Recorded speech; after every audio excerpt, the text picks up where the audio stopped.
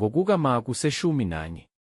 Kwathi ukuba basondele eJerusalema, naseBethfage, naseBethaniya ngasentabeni yeminqumo, wathuma ababili kubafundi bakhe, wathi kubo, hambani niye emzaneni obhekene nani, kothi nisangena kuwo, nizakufumana ithole lembongolo likhulekiwe, okungakaze kuhlale muntu kulo, lithukululeni nililethe. Uma umuntu ethi kini, nikwenzelani lokhu na, anothi, inkosi iyalidinga, iza kulibuyisela lapha masinyane.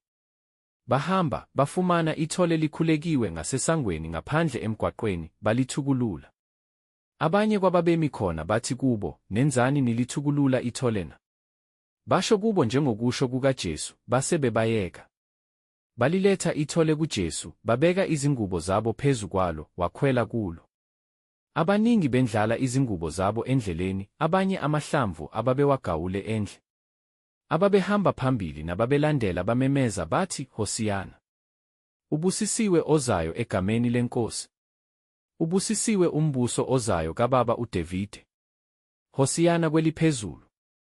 UJesu wangena eJerusalema, waya ethempelini, esekubukile konke waphuma, sekuhlwile, waya eBethaniya kanye nabayi-12. Ngangomuso ekuphumeni kwabo eBethaniya walamba.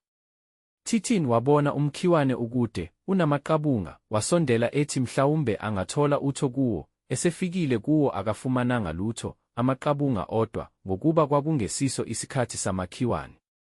UJesu wakhuluma, wathi kuwo, akungabe kusadla noyedwa isithelo kuwe kuze kube phakade. Abafundi bakhe bakuzwa. Bafika eJerusalema. Wangena ethempelini, waqala ukuxosha abathengisayo nabathengayo ethempelini, wagumbuqela amatafula abashintshelana imali nezihlalo zabathengisa ngamajuba, wayengavumi ukuba umuntu adabule ithempeli ethwele isitsha. Wafundisa, wathi kubo, akulotshiwe yini ukuthi indlu yami iyakubizwa ngokuthi indlu yokukhuleka yezizwe zonke na? Kepha nina niyenze umhume wabaphangi. Abaphristi abakhulu nababhali bekuzwa lokho bazindla ngokuthi bangambhubhisa kanjani, ngokuba babemesaba, lokhu isixuku sonke samangala ngokufundisa kwakhe. Njalo ngokuhlwa baphuma emzini. Kusasa bedlula babona umkhiwane ubunile kusukela ezimpandeni. UPetru ekhumbula wathi kuye, Rabi, bheka, umkhiwane owuqalekisileyo ubunile. UJesu waphendula, wathi kubo, kholwani nguNkulunkulu. Ngiqinisile ngithi kini, yilowo nalowo oyakuthi kule ntaba, ngukuleka, uphonseke elwandle, engangabazi enhliziyweni yakhe kepha ekholwa ukuthi lokho akushoyo kuyenzeka, uzakuba nakho. Ngalokho ngithi kini, konke enikukhulekelayo nenikucelayo, kholwani ukuthi nikwamukele, nizakuba nakho. Futhi nxa nimi nikhuleka, thethelelani, uma ninamagqubu nomunye, ukuze noYihlo osezulwini anithethelele iziphambeko zenu.